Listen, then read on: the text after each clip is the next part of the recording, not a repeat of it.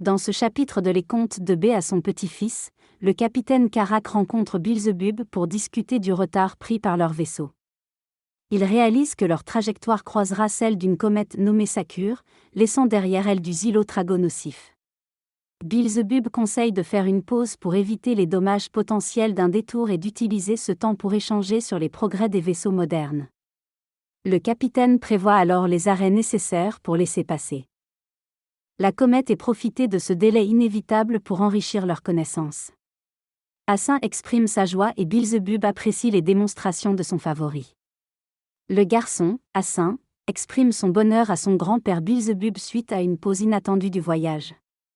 Il défend son attitude contre l'accusation d'égoïsme en soulignant les bienfaits de cette occasion pour écouter les récits passionnants de son grand-père sur les endroits qu'il a visités. Beelzebub confirme que sur la plupart des planètes du système solaire évoquées, vivent des êtres à 3 cerveaux, dont les corps peuvent être équipés pour accueillir des âmes supérieures. Il offre à Hassin, qui s'est installé à ses pieds pour écouter, des détails sur ces êtres et leurs formes adaptées aux planètes sur lesquelles ils vivent, citant notamment la planète Mars et une autre planète très froide. Hassin, curieux, lui pose des questions sur la nature et les caractéristiques de ces êtres, montrant son intérêt pour comprendre les différentes formes de vie dans l'univers.